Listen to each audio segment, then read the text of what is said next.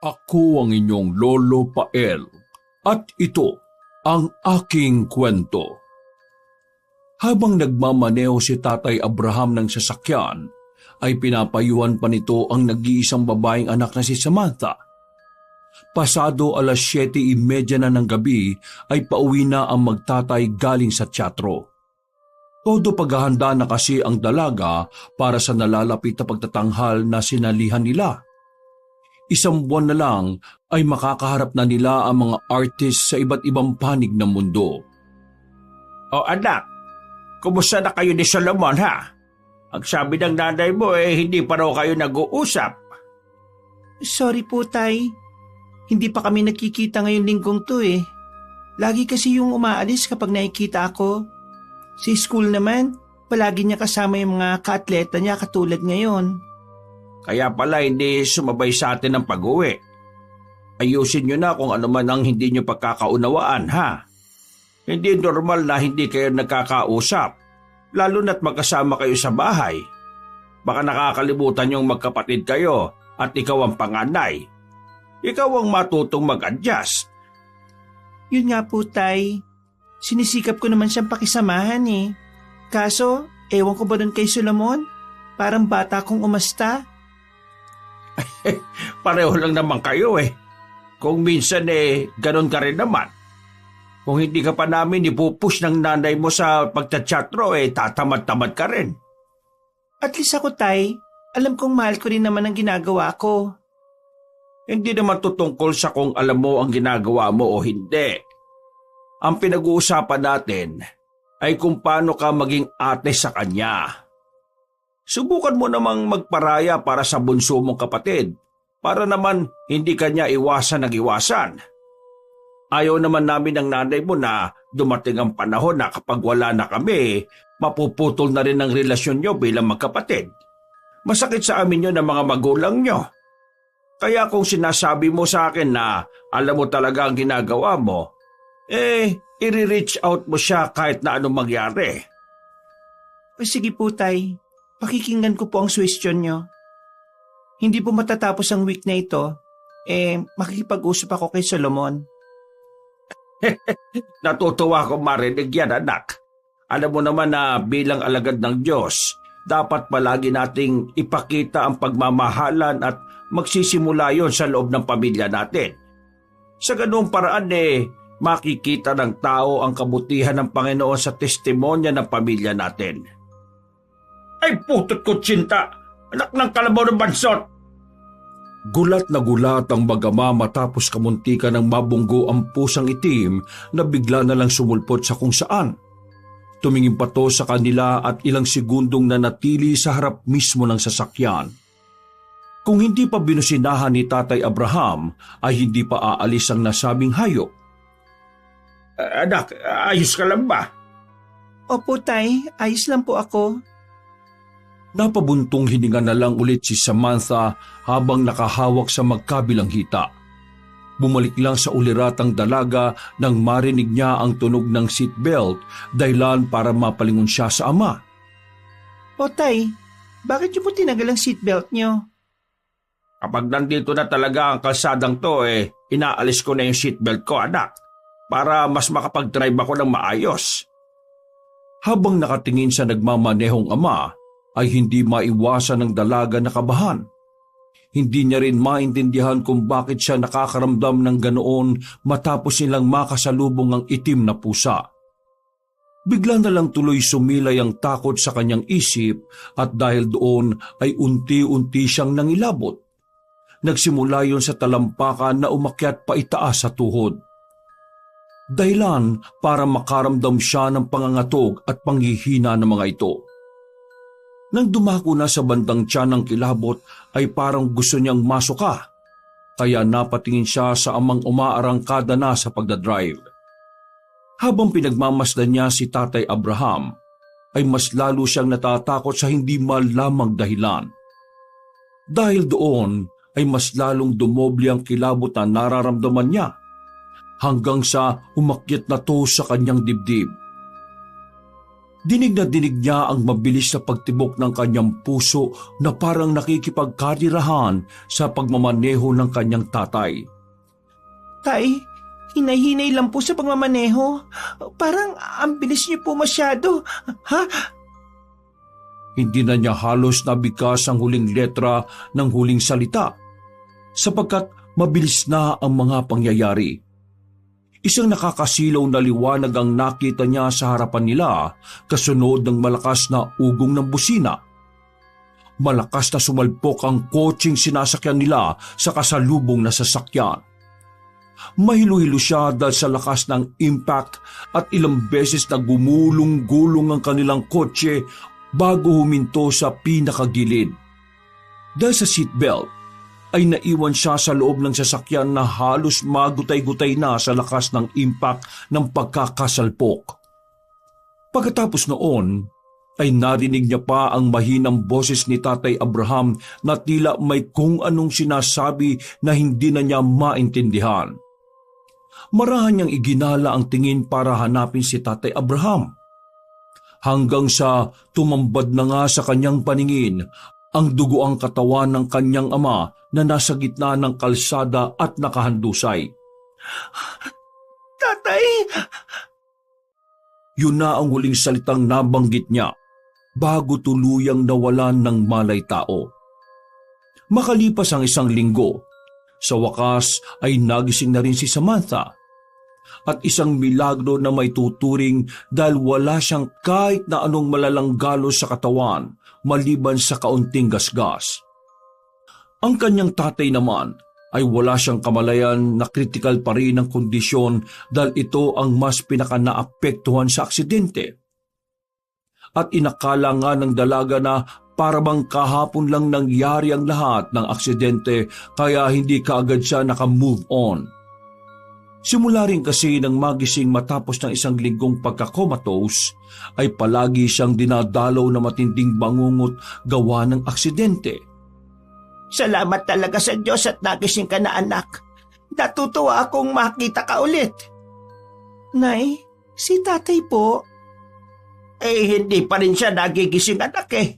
Pero manalig lang tayo sa Panginoon dahil katulad mo, magigising din siya, anak. Napaiyak na lang ang dalaga habang magkahawak sila ng kamay ng ina. Pagkatapos nilang magyakapan ay nakita pa niya sa pintuan ang pasimpleng pagdungaw ng nakababata niyang kapatid na si Solomon. Hindi na muna pinagtuunan ng pansin ng binatang nasa labas ng silid sapagkat nagdatingan na rin ang mga manggagamot para suriin pang mabuti ang kalagayan niya. Sa katunayan, ay hindi rin alam ng dalaga kung ano ang gagawin niya sapagkat para pa rin siyang lutang. Mabigat ang ulo na parabang may kung anong mga alaalang gustong magsiksikan subalit merong humahadlang. Dahil doon ay napag-alaman niyang 1 beses lang siyang dinalaw ni Solomon nung araw na nagising siya mula sa pagkakomatose. Katulad ng mga nagdaang araw, ay hindi na rin niya muna inalintana pa ang tungkol sa bagay na yon dahil nakatuon ang puso't isipan niya kay Tatay Abraham. Hanggang ngayon ay hindi pa rin nagigising. Malaki ang ninakaw ng aksidenteng nangyari sa buhay ni Samantha sapagkat wala siyang choice kundi ang tumigil muna sa pagtsatsatro kahit na nalalapit na ang pinakahihintay nilang pagtatanghal. Pakiramdam tuloy niya ay nilamon ng masamang pangyayari ang mga pangarap niya. Sa tuwing naiiwang mag-isa sa ospital ay maraming beses na umiyak ang dalaga. Mabuti na lang din ay kaagapay niya ang ina ng kahit na anong nangyayari at hindi sila sinusukuan ni Tatay Abraham. Doon niya mas lalong naramdaman ang matinding pagmamahal ni Nanay Selina bilang isang nanay. Biyernes ng hapon, 1 buwan na nasa ospital ang dalaga at kahit papaano ay mabuti-buti na ang kanyang pakiramdam. Wala siyang kasama kaya medyo malungkot at nag-iisip-isip na naman siya nang walang ano-ano ay merong lalaking dumating na hindi niya rin naman inaasahan. Si Armando ang edad 30 at makisig na binatang lihim na boyfriend ni Samantha. Ako nga, mahal. Teka, ba't parang gulat na gulat ka? Talagang gulat na gulat ako, mahal. Hindi ka ba masaya na nandito ako? Hindi naman sa ganun, mahal. Medyo nagulat lang talaga ako. Alam mo namang... Ay, oo nga pala. Hindi nga pala tayo legal. 3 taon na tayo pero ni iisang beses. Ay nako, di bali na nga. Gusto ko na lang namang alamin ang lagay mo. Kasi mahal, miss na kita. Ako rin. Hindi na natapos ng dalaga ang pagsasalita sapagkat nauna na ang mga luha niyang bumagsak na siyang dahilan sa pagkakrak ng kanyang boses. Kaagad namang lumapit ang makisig na binata at niyakap ang kanyang girlfriend ng mahigpit. Umiyak na nang umiyak si Samantha hanggang sa makaramdam siya ng kaginhawaan mula sa bisig ng kanyang boyfriend. Mahal, nandito na ako. Huwag kang mag-alala. Palagi kitang dadalawin dito hanggang sa makalabas ka na at makabalik sa teatro. Salamat, mahal. Maraming salamat. Marami pa silang napag-usapan at bago dumating si Nanay Selena ay umalis nga rin kaagad ang binatang makisig kaya tuwang-tuwa si Samantha. Hindi maipinta ang sayang nararamdaman niya pagkatapos makita ulit ang sikretong boyfriend. 3 taon nang mag-boyfriend-girlfriend sina Samantha at Armando, subalit hindi ito magawang maamin ng dalaga sa kanyang pamilya. May pagka-conservative kasi ang pamilyang Abrugar sapagkat naglilingkod ang mga ito sa isang protestanteng simbahan. Hindi naman hadlang ang mga magulang ng dalaga sa pakikipagrelasyon niya. Kaya lang ay ibang-iba ang kasanayan na meron si Armando. Ang mga katulad ni Armando ay isa lang ang nag-aaral ng mga katuruang hindi tinatanggap ng kahit na anong simbahan. Nagpa-practice kasi ang makisig na binata ng witchcraft o salamangkang itim. Bukod doon, ay may iba-iba pa siyang pagsasanay na hindi katanggap-tanggap sa mga magulang ni Samantha. Kaya ganun na lang din ang pagtatago nila sa relasyong alam nilang ipinagbabawal at hindi ma-accept ng pamilyang Abrugar. Anak, bukas ng hapon makakauwi ka na. Tapos ng Tatay Abraham mo ayusin mo na lang din ang ilang papeles dahil binigyan tayo ng doktor ng opsyon kung sa bahay na lamang muna rin natin siya dadalhin habang hindi pa nagigising. Malaki rin kasi ang nagastos natin sa ospital. Nasasagad na yon ng napag-ipunan naming pera. Sana po magising na ang tatay.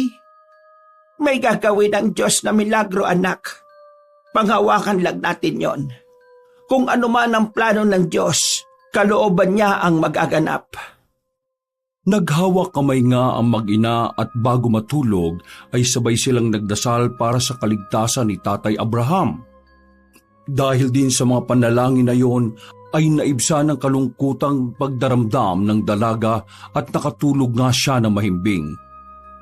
Pasado 12:00 ng hating gabi, ay nagising siya at naalimpungatan matapos maramdaman na umuyog ang kanyang hinihigaan. Pagtingin niya roon ay wala naman siyang ibang katabi. Natutulog ang nanay niya sa mahabang couch na katapat lang din niya. Dahil naiihi na rin kaya marahan siyang tumayo at hinatak ng maingat ang dextrose IV stand patungong banyo. Ayaw niya kasing maistorbo ang pagtulog ng ina sapagkat alam niyang mas pagod ito sa kanya. Nang nasa CR na at matapos umihi, ay humarap siya sa salamin at pinagmasdan ng sariling refleksyon. Habang hinihimas ang medyo nangangayayat na mukha, ay may iilang alaala ang sumagi sa kanyang isipan. Noong mga panahon bago sila hindi magkasundo ng nakababata niyang kapatid na si Solomon. Bakit nga ba hindi ako pinapansin ni Solomon? Hindi ko na maalala. Napahawak siya ng bagya sa ulo nang maramdamang kumirot yun dahil tila may kung anong alaala ang gustong magsumiksik. Hindi na niya masyadong inisip pa ang tungkol sa bagay na yon. Umalik na lang siya sa higaan at muling pinagmasdan ng ina na nahihimbing pa rin sa pagtulog. At pagkahiga niya ay ganun na lang ang gulat niya nang bigla na lang siyang lumubog sa matinding kadiliman. Pagkatapos noon ay bigla na lang din niyang nakita ang senaryo ng huling pagkatalo nila ng bunsong kapatid. Ano ba nangyayari sa iyo, ate? Bakit mo ginawa yung kay Diana? Di ba alam mo naman na girlfriend ko siya? Ha? Ano bang nangyari? Masyado ka nang nabubulag sa boyfriend mo, ate. Hindi siya magandang impluwensya. Hindi siya makadiyos. Pinaglalaroan ka niya. Pinaglalaroan niya tayo. Delikado siya. Bago pa matapos ni Solomon ang pagsasalita, ay may dumakma na rito sa likuran kaya bigla na lang din naglaho na parang bula. Sa isang iglap ay biglang sumulpot ang gwapo niyang boyfriend. Nakangiti ito na parang nangaakit saka siya hinihimas-himas sa mukha. Huwag kang makikinig sa sinasabi ng iba. Ang mahalaga nagmamahalan tayo.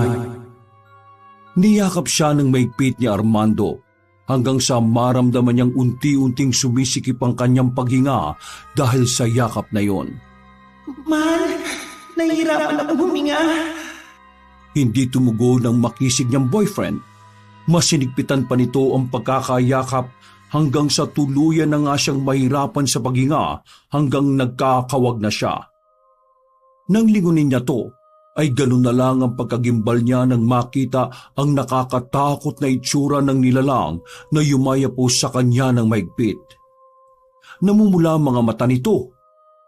May biyak-biyak ang iba't ibang bahagi ng katawan at mula sa mga biyak na yon ay may itim na usok na lumalabas na asupre ang amoy. Namumula rin ang mga yon na hindi matukoy kung dugo ba o nagbabagang laba. Meron tong 4 na mahahabang sungay at nang ngumiti sa kanya ay trumbipli ang gimbal na nararamdaman ng dalaga. Mabilis na umusbong ang takot sa buo niyang pagkatao na gumapang simula talampakan paakyat sa kanyang batok.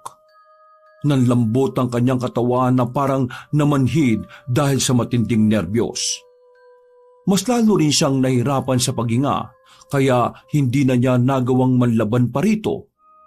At nang tila ito na ang kanyang katapusan, ay isang mainit na kamay ang nagpabalik sa kanyang diwa. Gulat siyang napabalikwas ng bangon at nang mapatingin sa paligid, ay nakahinga siya ng maluwag dahil nasa ospital na ulit siya. Nakita niya ang nagtatakang reaksyon ng ina matapos ang biglaan niyang pagbangon. Anak, ayos ka lang ba? Ginising na kita kasi sabi ng nurse magche-check sila mamaya-maya. Ayos lang po, Nay. Hindi na muna niya sinabi ang tungkol sa bagay na yon, sapagkat alam niyang mas lalo mag-alala ang ina at baka isipin pa nito dahil sa trauma sa nangyaring aksidente kaya siya nagkakaganon. Naging advance ang isip ni Samantha na magiging dagdag alalahanin siya at gastos na naman to ng kanyang mga magulang. Kaya naman kahit takot na takot, ay pinilit niyang sarili na maging kalmado sa harap ni Nanay Silina. Good morning po pala. Ano pong sabi ni Doc? Anong oras daw po tayo po pwedeng makalabas? Hinihintay ko na lang ang clearance, anak. Maya-maya ilalabas na tayo. May almusal na para sa'yo. Eto, kainin mo muna. O paano? Maiwan muna kita saglit at ilalagay ko lang muna itong mga gamit natin sa kotse para wala na akong bibit-bitin mamaya kundi aalalayan na lang kita. Okay po, Nay. Pagkalabas ng ginang sa silid, ay napabuntong hininga na lang ang dalaga habang iniisip ang kanyang napanaginipan. Hanggang sa merong kumatok at kaagad nagbukas ng pinto. Dali-dali niyang inayos ang sarili at tinarap ang nurse na magche-check up sa kanya. Pagkatapos ng check-up, ilang minuto lang ang nakakalipas ay dumating na nga ang doktor na nag-check ng kanilang clearance. Kasunod noon, ang kanyang inalaang siyang nakipag-usap sa manggagamot. Maya-maya pa, nang makalabas na sila ng ospital, ay kaagad silang sumakay ng kanilang sasakyan at nagbiyahe na pauwi ng bahay.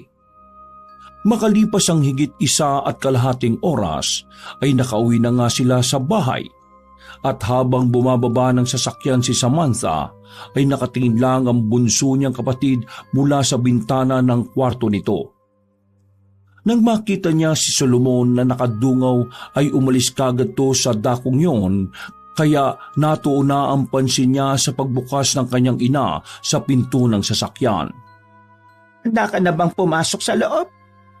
Tumango lang ang dalaga na halatang pilit ang pagkakangiti sa ina, at pagkatapos noon ay sabay na silang naglakad papasok sa loob ng bahay. Muling napatingin si Samantha sa bintanang nasa second floor, kaya nakita niya ulit ang bunsong kapatid na nakadungaw na naman at seryoso siyang pinagmamasdan hanggang sa mismong main entrance ng kanilang bahay. Pagkabukas ng pinto, ay masayang nagsalita ang ginang na napapaangat pa ng mga kamay. Welcome back, anak. Thank you, Nay.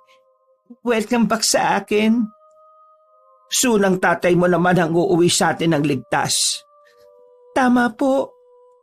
Makalipas lang ang ilang segundo ay sabay na napalingon ng mag-ina sa itaas sapagkat nakarinig sila ng mahihinang yabag hanggang sa sumulpot na nga si Solomon. Mas lumala ang pormahan nito kumpara noon. Ngayon kasi ay pinanindigan na nito ang pagiging emo na halatang halata sa design ng buhok na pabagsak at isang mata lang ang kitang nangingitimang ilalim dahil sa eyeliner. Meron tong chain necklace, naka-graphic tee na damit, black skinny jeans, belt with metal chain at naka-Converse na sapatos. Hindi tuloy alam ni Samantha kung matutuwa siyang makita ang nakababatang kapatid o matatakot dahil sa laki ng pinagbago ng forma nitong tila pinayagan na ng kanyang ina. Napalunok na lang siya ng laway habang pinagmamasdan si Solomon na naglalakad pababa sa hagdan. At nang magkatinginan sila, ay meron siyang kakaibang naramdaman na dahilan upang mapaiwas siya ng tingin dito. Ramdam niya pa rin kasi ang galit sa kanya ng nakababatang kapatid habang palipit to ng palapit. Welcome back, Nay. Salamat, bunso. Pero dapat ang ate mo ang batiin mo, hindi ako. Alis na muna ako, Nay. Pakagabihin po ako ng uwi. Susundan pa sana ng ginang ang kanyang anak, pero pinigilan na siya ni Samantha. Sabay na lang nilang sinundan si Solomon ng tingin hanggang sa makalabas to ng bahay. Pagpasensya mo na ang kapatid mo. Nagmamadali lang talaga yata. Okay lang naman, Nay. Pero, ba't niyo po hinayaan si Solomon na manamit ng ganon? Paano na lang po kapag nakita siya ng mga kasama natin sa simbahan? Ano na lang pong sasabihin nila? Babalik din sa dati ang kapatid mo. Nagkakaganyan lang siya dahil sa kalagayan ng tatay mo. Sa pananamit niya ay dinadaan kung anong nararamdaman niya. Kaya, hayaan mo na. Napabuntong hininga na lamang si Samantha habang nakatingin sa ina. Alam niya kasing kinukumbinsi lang ni Nanay Selena ang sarili kahit kitang-kita naman sa mukha nito ang matinding pagdaramdam.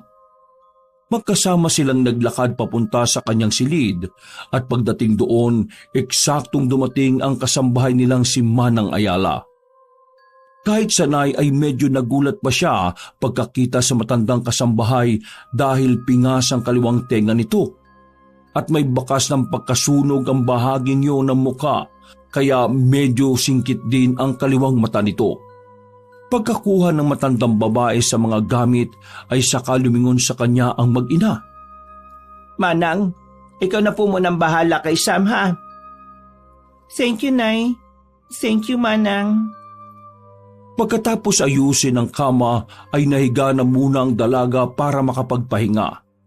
Hinayaan niya lang ang kasambahay na magligpit ng mga gamit niya at iba pang kalat. Maya-maya pa, napadilat siya at saglit na napabangon nang maramdaman ng pagtunog ng pinto. Paano'y lumabas na pala si Manang Ayala kaya bumalik siya sa pagkakahiga at pumikit para makatulog ulit. Subalit hindi pa man lumalalim ang kanyang diwa papunta sa karimlan, ay nadinignan niya ang mahinang tinig ni Armando. Samantha, pagdilat ng mga mata ay hindi muna siya bumangon. Naisip niya lang kasing guni-guni ang malambing na boses ng sikreto niyang boyfriend. Dahil doon ay pumikit siya ulit para makaidlip. Subalit sa pangalawang pagkakataon ay narinig na naman niya ang boses. Samantha, mahal. Napabalikwas siya ng bangon at lumingid ng tingin kasunod ng pagbukas ng switch ng ilaw. Nang makita niyang wala namang kahit sinong tao ay napakunot na lamang siya ng noo. Kung ano-ano na naman ang naiisip ko. Ano pa naman? Sa ikatlong pagkakataon ay bumalik si Samantha sa kama para makaidlip. Subalit ganun na lang ang takot niya nang merong humatak sa kanyang paa mula sa ilalim ng kama. Nawalan siya sa balanse at natumba sa sahig. Pero mabuti na lang ay mahina ang pagkakauntog niya, kaya hindi naman siya napaano. Pagdila ay napatingin na siya sa ilalim ng kama at nang meron siyang makitang imahe na may namumulang mga mata at nakangiti ng abot tenga, ay mabilis na gumapang sa buo niyang pagkatao ang takot. Hindi na niya nagawa pang makasigaw at makahingi ng tulong sapagkat mabilis ang mga naging pangyayari. Gumapang palapit sa kanya ang nakakatakot na nilalang na parang isang gagamba hanggang sa sunggaban siya nito sa muka. Napapikit na lang siya at nang maramdamang merong humahawak sa kanyang mga braso ay nakipaglaban siya rito. Na-realize niya lang na si Manang Ayala pala yun nang magsalita. Halata sa tono ng boses ang matinding pag-aalala. Manang? Matapos niyang tanungin ng matandang kasambahay, ay inakag na siya nito na lumabas ng silid para maghapunan. Dinner na pala? Dali-dali nga siyang nagtungo sa dining area kung saan ay naabutan niya ang ina na eksaktong katatapos ng mag-ayos ng hapagkainan. Kain anak, eksaktong paborito mo tong ulam. Ako mismong nagluto niyan. Thanks po, ma. Si Solomon? Hindi ba nga sabi niya gagabihin siya ng uwi? Hayaan mo na yung kapatid mo at nagliliwaliw. Manang, sabayan mo na kami sa pagkain. Sabay-sabay nang nagapunan ng tatlong babae pero kahit nasa hapagkainan siya, ay iba ang takbo ng utak ni Samantha. Bigla kasi niyang naalala matapos maalala ang tila guni-guning tinig ng boyfriend niyang si Armando. Kaya para makasiguro siya, pagkatapos ng dinner ay nagpaalam na siya sa ina at kasambahay na magpapahinga na. Kinukontak niya kagad ang boyfriend na mabuti na lang din ay sumagot kaagad. Oh, mahal, kumusta? Pasensya na at pauwi pa lang ako galing sa mga kasamahan ko. Ayos ka lang ba, mahal? Gusto kitang kumustahin eh. Oo naman. Ikaw ba, mahal? Kumusta? Salamat naman sa Diyos. Ikaw ba? Oo, mahal. Ayos lang ako. Katatapos ko lang kumain at uminom ng gamot. Mabuti naman. Pasensya ka na at hindi man lang tayo nagkita bago ka umuwi. Gusto mo bang dalawin kita dyan?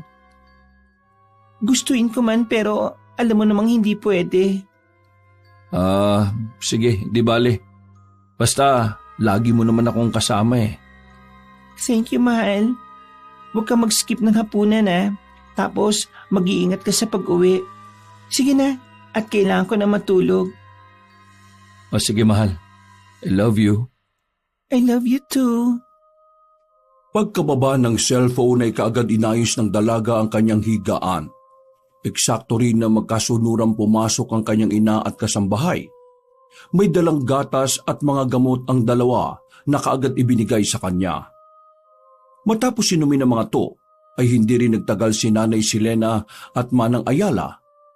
Hindi na niya ikinandado ang pinto. Pagkapatay ng switch ng ilaw ay nahiga na siya sa kama at nagkumot saka ipinikit ang mga mata.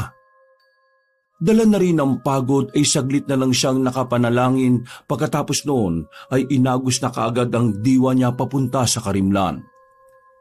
At katulad ng mga nangyayari, madalas na lang niyang napapanaginipan ang mga nakakatakot na nilalang. Minsan na siyang nagkonsulta sa ina at kasambahay tungkol sa bagay na ito, pero hindi niya talaga idinitalye ang totoong kaganapan. Sinasabi niya lang sa dalawang kababaihan nang paminsan-minsan ay nananaginip siya ng mga kakatwang bagay. At ayon lang sa kanyang ina, marahil ay dalato ng trauma ng aksidenteng kinasangkutan nila ng ama. Nakatulong ang panalangin ng ina at simbahan, kaya kahit papaano ay higit 1 linggo rin siyang nakatulog ng mahimbing. Nang sa tingin ng dalaga na magtutuloy-tuloy na ang lahat kasama ng recovery niya, at ng magandang progreso ng amang comatose pa rin, isang masamang balita naman ang ipinaabot ng kanyang ina. Nasa likod bahay siya at nag-aayos ng kanilang mga halaman nang puntahan siya ni Nanay Silena at Solomon. Nakita niya kagad sa mukha ng ina ang matinding kalungkutan, kaya nilapitan siya nito. Nay, ano pong nangyari? Ang tatay mo, anak. Ano pong nangyari kay tatay, Nay? Masyado ka namang overacting, ate. Wala namang nangyaring masama kay tatay. Nagkaroon lang ng problema sa paglalabas sa ospital. Bakit ganyan ka, Solomon? May sinabi ba ako masama? Wala naman, di ba? Kahit kailan ka talaga, ate. Bakit ka ba ganyan sa akin, Solomon? Sabihin mo nga, ano bang ipinuputok ng butsi mo palagi sa akin? Palagi kitang pilit na inaabot dahil yun ang palaging sinasabi ng mga parents natin. Tama na. Hindi na ba kayo titigil na dalawa? Wala na ba talaga kayong respeto sa akin bilang nanay ninyo? Makinig kayo, Samantha, Solomon. May problema ang tatay ninyo. Ang pamilya natin. Kapag hindi siya nailabas sa ospital, malulubog tayo sa utang. Yung mga pinaghirapan namin ng tatay nyo para sa inyong dalawa ay mawawalang lahat. Yung ba gusto nyo mangyari, ha? Kaya kayo, lagi kayong nag-aaway eh. Pwede ba? Mag-mature na kayong dalawa? Sumimangot lang si Solomon at sumandal sa haligi ng pintuan habang ang kanyang ate ay malungkot na pinagmamasdan ang kanyang nanay na nagpupunas ng duha. Sorry, Nay. Niyakap na lang niya ng mahigpitang nanay habang umiiyak, samantalang ang bunso niyang kapatid ay nakatingin lang sa kanila. Mabilis na lumipas ang oras. Habang kumakain ng hapunan ay pinag-usapan nga nilang mag-ina kung ano ang pupwedeng gawin para naman makauwi na kaagad si Tatay Abraham. Napagdesisyonan nga muna nilang ibenta ang natitirang sasakyan at isanla ang isa pa nilang bahay na malapit lang sa universidad kung saan nag-aaral ang magkapatid. Pagkatapos makainom ng gatas at gamot ay bumalik na nga si Samantha sa silid. At katulad ng gabi-gabing nangyayari bago matulog ay tinatawag niya ang boyfriend para makipagkumustahan. Nang matapos na nila ang pag-uusap ay lumapit siya sa pintuan para isara ang pinto, pero biglang sumilip si Solomon. Katulad pa rin ng dati, ay pagre-rebelde ang datingan ng binata, akala mo ay laging mambabanat ng mga makakasalubong. Nagkaroon sila ng ilang segundong awkward moment bago siya mapilitang magsalita. Saan ka pupunta? Almost 11 na ng gabi ah. Bakit? Anong pakialam mo kung saan ako pupunta? And for your information, nagpaalam ako kay nanay dahil may rave party kami. Okay. Mag-iingat ka. Yun lang ang sasabihin mo? Pasensya na, Solomon, dahil matutulog na ako. Matutulog ka na? Bakit? Tapos na ba kayo mag-usap ng sikretong boyfriend mo? Tila namilog at nanlaki ang mga mata ng dalaga habang nakatingin sa nakababatang kapatid na nagsalita na ulit. Akala ko pa naman matalino ka, ate. Alam mo namang mag-isa lang tayo sa university na pinapasukan. May tenga ang lupa, may pakpak ang balita. Huwag mong idamay si Armando sa away natin. O bakit? Bakit hindi? Namumutla ka na oh. Huwag ka mag-alala. Wala pa akong plano na sabihin kay nanay ang tungkol sa inyo ni Armando. Paniwala ka, mananahimik ako. Di ako katulad mo no ate. Dahil sa'yo, nagkaiwalay kami ni Gianna.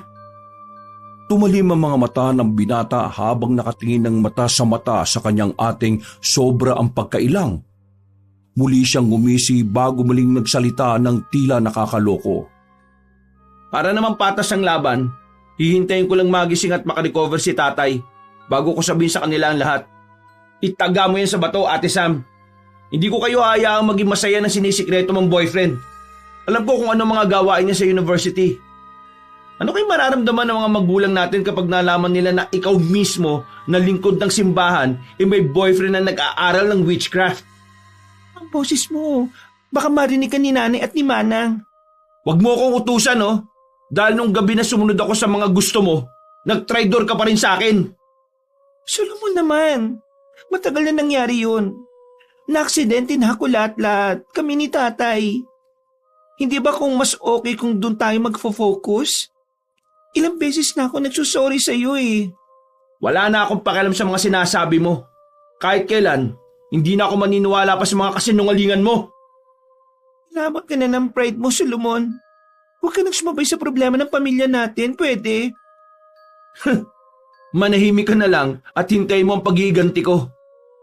Good night, Ate Samantha. And sweet dreams.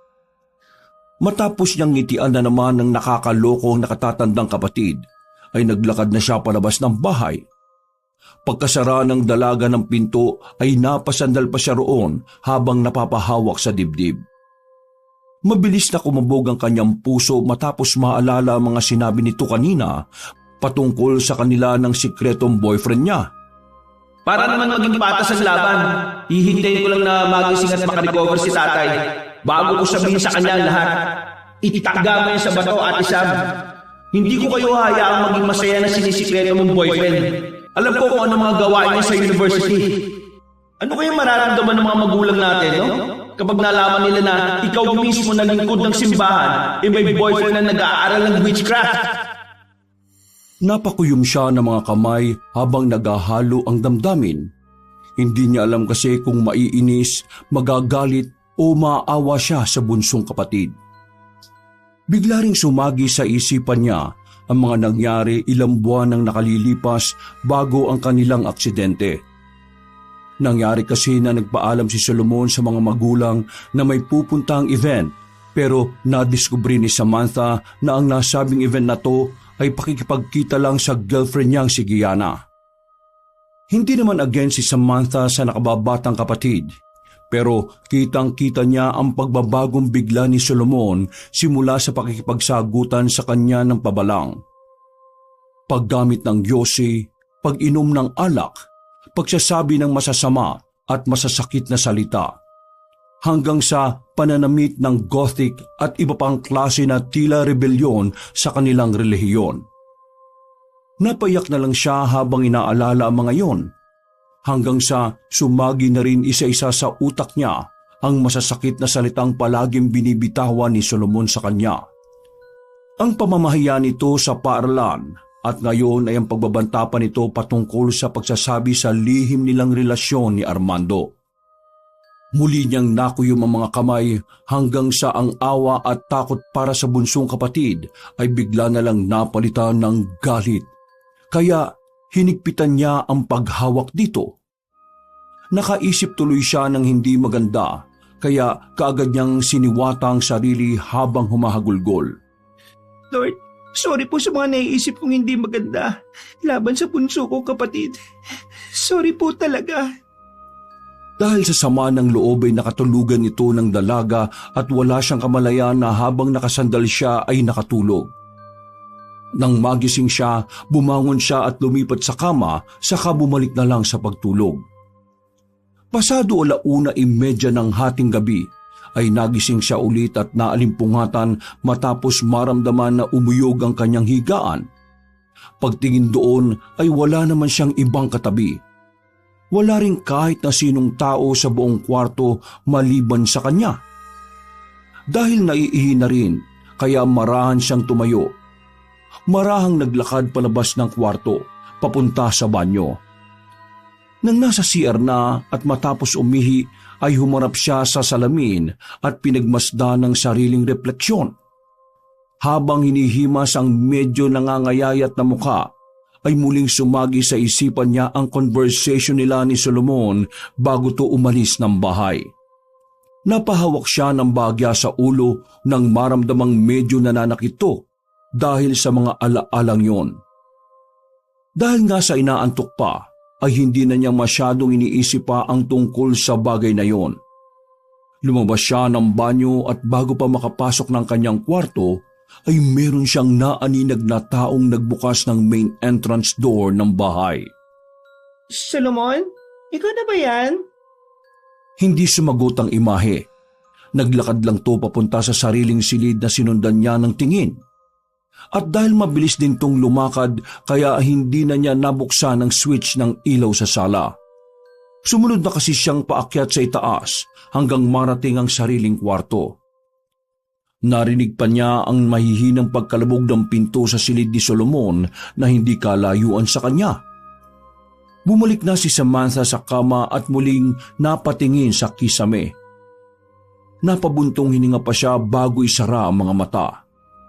At pagkahigang pagkahiga ay ganun na lang ang gulat niya sapagkat katulad ng nangyayari noon sa ospital ay bigla na lang siyang lumubog sa matinding kadiliman. Pagkatapos noon ay bigla na lang din niyang nakita ang senaryo ng muling pagtatalo nila ng bunsong kapatid. Ano ba nangyayari sa'yo, ate? Bakit mo ginawa yung kay Diana? Di mo ba alam na girlfriend ko siya? Ha? Ano ba nangyari sa kanya? Masyado ka nang nabubulan sa boyfriend mo, ate. Hindi siya magandang impluwensya. Hindi siya makadiyos. Pinaglalaroan ka niya. Pinaglalaroan niya tayo. Delikado siya. Teka, ano sinasabi mo? Sige yan ang masamang impluensya at hindi ang boyfriend ko. Hindi si Armando.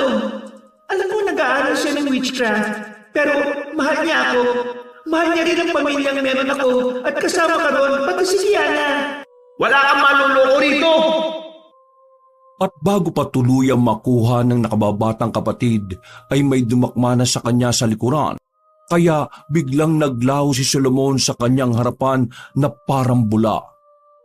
Sa isang iglap ay biglang sumulpot ang gwapo niyang boyfriend. Nakangiti ito na parang nangaakit habang hinihimas-himas siya sa muka. Huwag kang makikinig sa sinasabi ng iba, lalo na kay Solomon. Ang mahalaga, nagmamahalan tayo. Salamat, mahal ko. Kung galit na galit siya sa atin, alisin na natin siya sa landas mo, mahal. Sa landas ng totoong pamilya at nagmamahal sa iyo. Ano ibig sabihin? Sumang-ayon ka lang at pinapangako ko makakabalik dito ng ligtas si Tatay Abraham nang hindi niyo na kailangan pang ibenta ang natitira niyong kotse at bahay malapit sa university. Paano mangyayari yun? Sundin mo lang ang galit na nararamdaman mo para kay Solomon. Diyan manggagaling lahat ng determinasyon mo mailigtas si Tatay Abraham. Alam kong mahalaga sa inyo ang mga pinaghirapang bagay ng mga magulang niyo, lalo na ang bahay na malapit sa university na pinapasukan natin. Doon natin malayang magagawa ang gusto nating gawin. Kaya dapat mong palayain ang buot dyan sa puso mo para makahinga ka ng maluwag. Sinunod niya nga ang sinabi ng boyfriend sa panaginip at muli siyang niyakap ng mahigpit ni Armando kaya sinuklian niya rin to ng mapagmahal na yapos. Hanggang sa maramdaman na nga ni Samantha na unti-unting sumisikip ang kanyang paghinga dahil sa yakap na yun. Mahal, nahihirapan akong huminga. Huwag ka mag-alala dahil hindi kita iiwan, mahal. Pero, di na talaga ako makahinga, please. Bitiwan mo ako. Hindi na tumugon ang makisig niyang boyfriend. Mas hinigpitan lang nito ang pagkakayakap hanggang sa tuluyan na nga siyang mahirapan sa paghinga, kaya nagkakakawag na siya. At katulad ng nangyari noon sa ospital, nang lingunin niya to ay ganun na lang ang pagkagimbal niya nang makita ang nakakatakot na itsura ng nilalang na yumayapos sa kanya ng mahigpit. Namumula ang mga mata nito. May biyak-biyak ang iba't ibang bahagi ng katawan. At mula sa mga biyak na yon ay may itim na usok na lumalabas na asupre ang amoy. Namumula rin ng mga yon na hindi matukoy kung dugo ba o nagbabagang lava.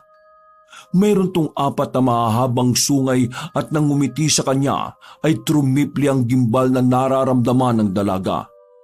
Mabilis na umusbong ang takot sa buo niyang pagkatao na nagsimula sa talampakan, gumapang to papuntang tuhod, kaya ramdam na ramdam ng dalaga ang matinding pangangatog nito.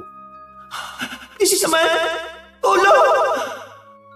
Dumaloy sa kanyang tiyan ang kilabot na yon, kaya pakiwari niya ay gusto niyang maduwal sa nerbiyos. Nang umabot na sa kanyang dibdib ang takot, ay bumilis ang pagtibok ng kanyang puso na parang may trumpetang nagdadagundungan. Nadidinig niya to pero gusto niyang manlaban. Ang kaso lang ay hindi siya makagalaw.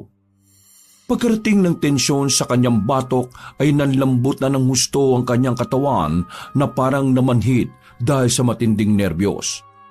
Mas lalo rin siyang nahirapan sa paghinga kaya hindi na niya nagawang manlaban pa. At nang tila ito na ang kanyang katapusan, ay isang mainit na kamay ang nagbalik sa kanyang diwa. Gulat siyang napabalikwas ng bangon at nang mapatingin sa kamay ay doon niya nakita ang sunog na mukha ni Manang Ayala. Naramdaman ng matandang kasambahay ang takot kaya kaagad siya nitong niyakap ng mahigpit. Masama na naman po ang panaginip ko. Kasama niyang nagdasal si Manang Ayala. Kaya kahit paano ay gumaan ang pakiramdam niya. Marami pang ipinayo sa kanya ang matandang kasambahay kaya nagpasalamat siya rito ng husto.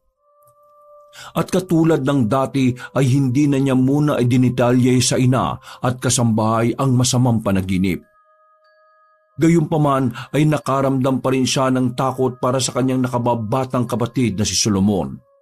Subalit nahihirapan na siyang mawari kung alin at sino sa dalawa ang nagsasabi ng katotohanan. Kaya habang nagmemeryendang mag-isa sa likod ng bahay kaharap ang kanilang garden, ay mahina siyang napatanong sa sarili. Ano ba talagang ginawa ko kay Gianna?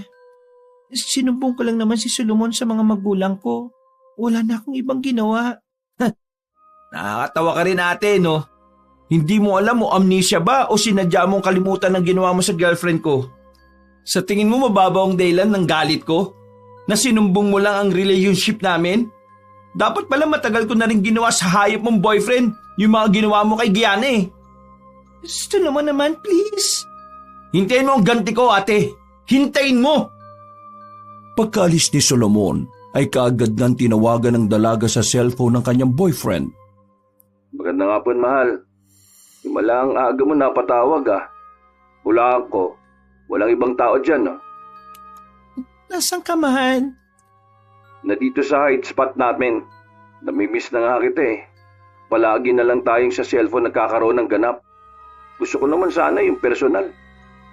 Pumunta ka dito, mahal. Natigilan na matipunong lalaki sapagkat ito ang unang beses na pinaunlakan siya ni Samantha na pumunta sa bahay nito. As in, ngayon? Pumapayag ka na? Paano kung mahuli tayo ng parents mo na nagsisex? Hindi to tungkol doon, mahal. Binabantaan na ako ni Solomon at matagal na pala niyang alaman tungkol sa relasyon natin. Mahal, wala naman tayong ginagawang masama eh. Alam kong maintindihan ng mga magulang mong relasyon natin, kahit magkaiba tayo ng pananampalataya. Pakiusap naman. Seryosoy mo to dahil nakikita kong may masamang gustong gawin sa iyo ang bunso kong kapatid. Galit na galit siya at sinasabi niya na gagantihan niya ako dahil sa ginawa ko kay Gianna na hindi ko naman maalala kung ano. Gumuralgal na ang tono ng boses ni Samantha sapagkat hindi na niya napigilan ang pagpatak ng mga luha. At dahil doon ay naramdaman niya rin ang pagiging seryoso ng aura ni Armando. Kahit hindi niya to nakikita ngayon. Para bang may itim na aura sa cellphone na lumabas at nagpaligid-ligid sa kinaroroonan ni Samantha kaya naman bigla siyang nangilabot ng wala sa sarili. Mahal, nandiyan ka pa ba? Nag-aalala talaga ako at ayaw kong pareho kayo masaktan ni Solomon. Kahit meron kaming hidwana, tagos hanggang buto at kaluluwa, tinuruan pa rin ako ng mga magulang ko na magbigay ng pagmamahal. Yun lang ang makakagamot sa galit niya. Huwag kang mag-alala. Hindi ako magpapakita sa kanya. Iiwas ako hanggat maaari dahil yun ang sinabi mo, mahal. Thank you, mahal. Gusto mo ba na pumunta ako dyan ngayon? Oo, kaso hindi ko pa alam kung ready na akong ipakita ko sa mga tao dito sa bahay. Hindi naman kita pipilitin kung ayaw mo. Namimiss lang talaga kita. Yung kamay ko sawang-sawa ng magbaryang palad Namimiss ko lang talaga yung noon. Kailan ka ba kasi makakabalik sa university? Hinahanap pa na rin ng teatro. Pasensya na talaga, mahal. Hindi mo na siguro namimiss yung presence ko kaya okay ka na sa video call Siguro hindi mo na rin talaga ako mahal. Huwag mo sabihin yan. Kung alam mo lang kung gaano kita namimiss ng sobra. Alam mo naman na ikaw lang ang nakauna sa akin. At hindi ko yun pagpapalit kahit kanino. Kaya please, mahal, stop saying that. So pupunta na ba ako o hindi? Hindi ko alam. Huwag mo naman akong i-frustrate. Kailangan ko ng ibaba. Bibigyan kita ng space para makapag-isip. Huwag ka mag-alala, mahal. Palagi ako maghihintay at hanggat maaari iiwas ako sa bunso mong kapatid. Sige na nga, pumunta ka na. Pero hindi ka po pwede magtagal dahil baka mamaya umuwi na si Nanay Selena at Manang Ayala. Thank you so much, mahal. Hindi mo alam kung gaano ako kasaya sa mga sinabi mo. Magpapahatid na ako sa sasakyan sa katropa para mabilis na makapunta dyan. Pagkababa ng cellphone ay napasandal na lang sa upuan ng dalaga sapagkat magkahalong tensyon at tuwa ang nararamdaman niya sa pagpunta roon ni Armando. Habang hinihintay ang boyfriend ay hindi siya mapakali sa kakaayos ng kwarto at sarili. Panay ang tingin niya sa salamin at pagpapabango. Nakadalawang ligo na rin nga siya. Bukod sa tuwang makita ulit ng personalang sekreto niyang boyfriend, ay naroon din ang matinding kabog ng takot sapagkat alam niyang masasaktan ng husto ang kanyang ina kapag nakita siyang meron na palang boyfriend, na ang masaklap pa ay taliwas ang paniniwala sa Diyos. Mabilis na lumipas ang oras. Tila nagising siya sa malalim na pagbumuni-muni nang marinig ang pagtunog ng cellphone kasabay din ang pagtunog ng doorbell. Natakot pa nga siya nung una sa pag-aakalang sina Nanay Selena at Manang Ayala ang dumating. Nag-ayos muna si Samantha ng sarili at tumarap sa salamin bago na-excite na lumabas ng bahay. Pagbukas niya ng gate ay abot langit ang kanyang ngiti dahil sa ilang buwan nilang hindi nagkita ng personal. Hay mahal ko, pasensya na kung medyo nalita ko ng dating ha. Parang maiihi sa kilig ang dalaga nang marinig ang lalaking boses ng kanyang boyfriend. Hindi niya tuloy maitago ang kaba at pagka-excite na halata rin naman sa mukha ng makisig na binata. Hindi mo ba ako papapasukin? Uuwi na lang ako? Pasok, bilisan mo. Baka mamaya may mga ka-churchmate akong makakita sa'yo. Nagtungo kaagad sila sa kwarto ni Samantha kung saan merong nakahandang pagkain at juice. Pero hindi doon natuon ang pag-iisip nila. Pakilak ang pinto, mahal, please. Sure ba? Sinabi niya lang yon, pero ang totoo ay hindi niya talaga kinandado ang pinto. At pag-upo pa lang nila ng kama ay hindi na nga sila nakapagpigil pa. Kaagad siyang sinunggaban ni Armando ng halik na punong-puno ng pagnanasa. Nakaramdam naman ng kakaibang sensasyon ng dalaga hanggang sa tila mawala na siya sa sarili. Alam na alam ng kanyang boyfriend kung paano siya paiikutin sa mga palad nito. Dahil sa pagiging konserbatibo ng mga magulang ni Samantha ay tila nasabik din siya sa pagnanasa. Nang hawakan ni Armando ang kanyang dibdib, ay nag-alangan pa siya nung una. Pero nang makita ang malungkot na mukha ng boyfriend ay hinayaan na niya ito. Nangyari na nga ang kanilang kamunduhan. Paulit-ulit at hindi sila nagpaawat sa loob ng 2 oras. Kaya hindi na napansin ni Samantha na makailang ulit na palang nagmi-miss call sa kanya ang ina. Nang kapwa na sila nakatapis ng comforter, habang nakaiga sa kama ay doon niya lang napansin ang higit 10 miss call ni Nanay Selena. May mga messages pa to kaya isa-isa niya yung binasa.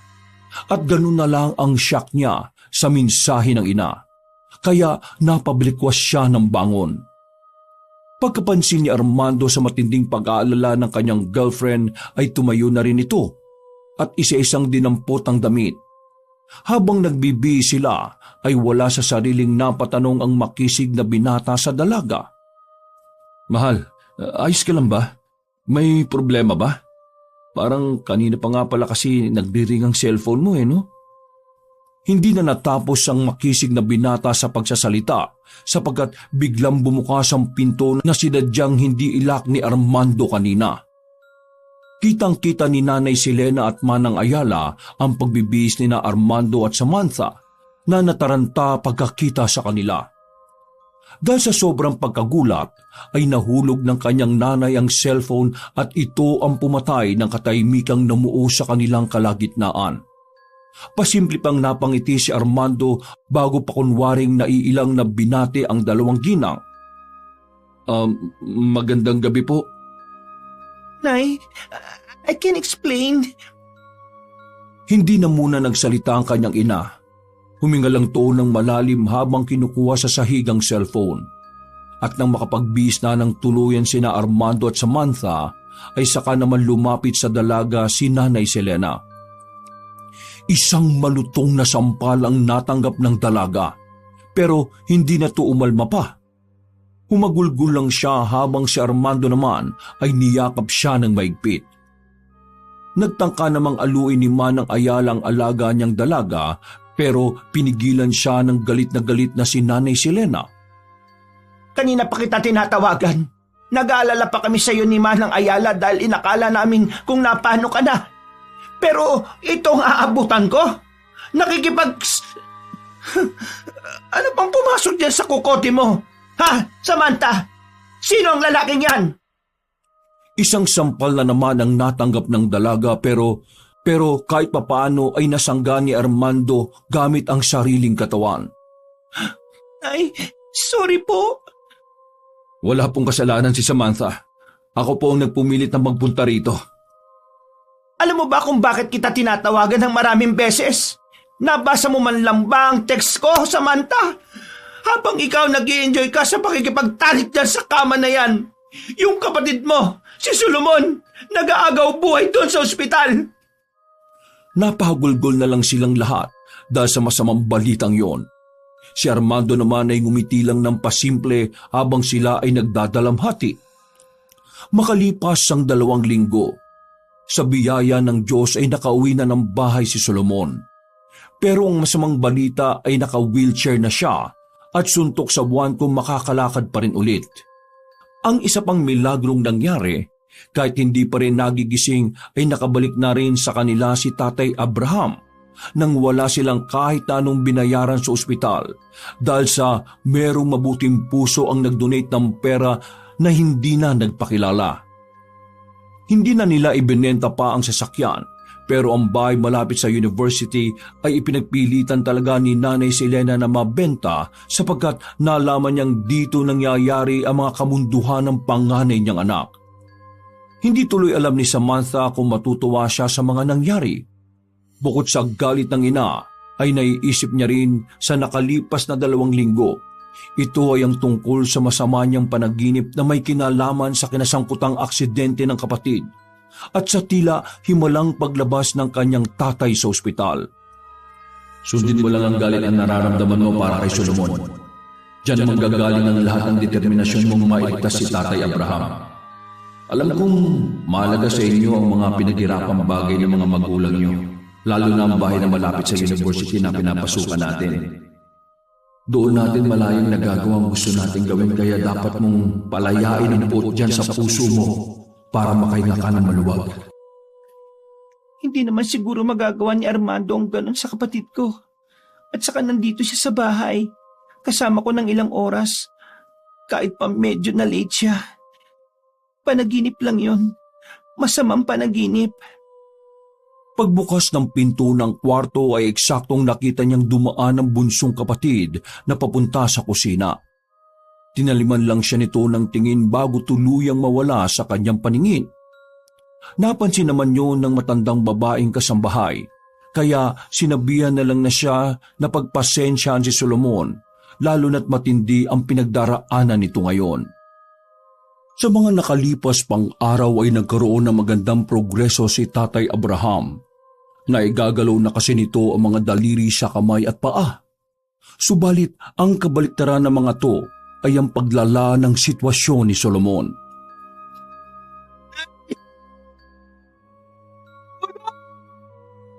Pagpunta na nila sa silid ng binata ay humahagulgul to sa pag-iyak habang nasa wheelchair. Kitang-kita rin ang takot sa mukha ng mag-ina kaya kagad lumapit si Nanay Selena sa anak. Ay, bakit po pati ang mga daliri ko sa kamay? Hindi ko na parehong may galaw. Ano bang nangyayari sa akin, ay? Akala ko ba sabi ng doktor, magiging okay ako? Tahan na anak. Pinatawag ko na si Manang sa personal na doktor natin. Papunta na siya ngayon. Solomon, magiging okay ka rin. Huwag ka mag-alala. Tumigil ka! Kasalanan mo to eh! Nay, kasalanan nila to ng demonyo niyang boyfriend! Lumabas ka na muna dahil kahit ako, ayaw mo na kitang makita. Nay, Kasalanan mo lahat to! Simula nang maghiwalay kami ni Gianna sa aksidenteng nangyari kay tatay at pati itong nangyari sa akin. Nagpapasok ka kasi ng demonyo sa pamilya natin eh. bakit niyo sinisisi si Armando? Kinakampihan mo pa ang lalaking yon. Sige, sumama ka sa kanya ngayon. Hindi ka namin kailangan dito. Hindi ba gusto mong malaman kung nasaan siya? Puntaan mo siya ngayon dahil sila pala ang nakabili ng bahay natin malapit sa university. Kung saan kayo gumagawa ng mga kamunduhan ninyo. Makasalanan ka. At ang masaklap, pumatol ka ba sa taong walang paniniwala sa Diyos? Dahil doon ay wala nang nagawa ang dalaga kundi umalis ng kanilang bahay. Sinubukan siyang pigilan ni Manang Ayala pero nagsabi si Nanay Selena na hayaan na muna ang dalaga. Dahil na rin sa sama ng loob, ay napilitan si Samantha na puntahan ang kinaroroonan ng kanyang boyfriend. Pagdating sa dati niyang bahay ay tinanggap naman siya ni Armando at tuwang-tuwa to sapagkat sa wakas ay wala nang magiging hadlang sa pagsasama nila. Hindi na nila kailangan pang magtago at hindi na rin niya matatawag na sikretong boyfriend si Armando dahil alam na ng lahat ang tungkol sa kanila. Lumaganap din to kaagad lalo na sa mga ka-churchmate ng dalaga kaya ganun na lang din ang panghusgang natanggap niya sa mga taong relihiyoso. Mahal, ano nang gagawin ko ngayon? Hindi na lang si Solomon ang galit sa akin kundi pati ang nanay. Mahal, sige, iyak mo lang yan. Alam kong masakit para sa'yo na kahit mismong sarili mong nanay nagtanim ng galit rin sa'yo. Huwag kang mag-alala, hindi kita iiwan. Tayo lang masaya na, di ba? Pero hindi ko matake na pati ang nanay galit sa akin. Masama ba akong anak? Nagmahal lang din naman ako Everything will be okay, mahal. Magtiwala ka lang. Niyakap na nga siya ng maigpit ng boyfriend at saka niya ibinuho sa matinding pag-iyak. Sinenyasan naman ni Armando mga kasama na nagpapaalam na rin sa kanila upang makapagsolo sila. Mamaya, mapapawi na yung lungkot mo dahil ikaw naman ang kakainin ko. Oh, talaga? Pinapatawa lang kita dahil ayaw ko maging malungkot ka. Promise, gagawin ko lahat para sa'yo. Gagawa ko ng paraan para magkabati kayo ulit ni Nanay Selena. Thank you so much, mahal. Pagkatapos nilang magalikan, kagaya ng sinabi ni Armando ay kumain na ng hapunan si Samantha. Pagkatapos ng ilan pa nilang pag-uusap ay sabay na silang nagtungo sa kwarto. Namiss ko tong kwarto na to. Sayang lang at binenta ni nanay. Buti nga, kami ang nakabili dahil naisip ko talaga na ito ang magiging kwarto natin. Sana mabuo yung pagmamahala natin dito. Maya-maya pa ay natuloy na nga ang kanilang pagtatalik ng ilang ulit. Dahil sa matinding pagod ni Samantha, napahimbing ang kanyang tulog hanggang sa sumapit ang 12:00 ng hating gabi. Naalimpungatan siya nang makapa na wala sa tabi niya si Armando. Tumingin muna siya sa pintuang nakauwang bago kunot noong nagsalita. Mahal? Nasaan ka? Anong oras pa lang Patulog pa tayo, tara! Napalingon siya sa bintana nang marinig na tumunog ng mahina ang maliit na gate papunta sa likod ng bahay. Meron kasing bodega roon o tool room na dating ginagamit ng kanyang tatay. Pasimple siyang dumungaw sa bintana hanggang sa maulinigan nga niya ang boyfriend na may daladalang trash bag. Bakit may dala siyang trash bag? May tapunan ba doon? Tatawagin na sana niya si Armando kaya lang ay bigla na lang siyang na-curious sa kung anong ginagawa nito. Kaya tahimik lang siyang lumabas ng silid hanggang sa marating ang nasabing tool room. Sumilip siya sa maliit na butas at doon pinagmasdan ng kung anong ginagawa ng kanyang boyfriend. Kinuha ni Armando ang pulang marker sa kanyang bulsa at pagkatapos ay umukito ng kung ano sa sahig. Hindi rin alam ni Samantha kung bakit pero bigla na lang siyang napatanga sa ginagawa ng matipunong lalaki. Nang matapos na ang ginuguhit nito ay doon nga nakita ng dalaga ang hugis bituing may kakaibang letra na hindi niya maintindihan kung ano. Anong ginagawa niya? Natuon na ulit ang atensyon niya roon nang makita niyang sa bawat patusok na bituin ng simbolo ay nagtirik ng itim na kandila si Armando. Kasunod noon ay isa-isa niyang sinindihan ng mga nasabing kandila. May mga ilang simbolo pa namang nakita sa palibot kaya lang ay malabo na. Oo nga pala, nawala sa isip kong nagpa-practice ng witchcraft ang boyfriend ko. Natigilan siya sa pagbulong nang makita ang laman ng trash bag na inilabas ni Armando. 3 kuting to at ang mas lalo niyang ikinagulat ay nang isa-isa nitong ginilitan ng leeg ang mga kaawa-awang kuting. Kaagad kinumutan ng takot ang dalaga sapagkat ito ang unang pagkakataon na makita niya ang pagriritual ng kanyang boyfriend. Ang akala niya lang kasi nagbabasa to ng mga salitang Latin at kung ano pa. Pero ito ang mas nakakagulat sapagkat may mga dugo at patay na hayop na nai-involve. Tila bumalik lang sa diwa si Samantha nang makita niya ang boyfriend na inilapag sa sentro ng simbolong bituin ang mga duguan at walang buhay na mga kuting. Mas trumipli pa ang kilabot na nararamdaman niya nang magsimulang magbigkas ng mga orasyon si Armando. Mabagal at paulit-ulit nitong sinabi ang mga salita habang si Samantha naman ay nanatili lang sa pagmamatsyag kahit sa totoo lang ay balot na siya ng pangamba. Hindi niya kasi alam kung ano ang kahihinatnan ng mga sinasabi ng kanyang boyfriend. Gusto niya tong pigilan at tanungin pero pinangunahan siya ng takot. Gusto niya ring umalis sa lugar na iyon pero nangibabaw naman ang pagka-curious niya sa mga nangyayari. Maya-maya ay tumayo na si Armando at kinuha ang mga walang buhay na kuting. Pagkaangat sa itaas ay saka siya muling nagbigkas ng orasyon.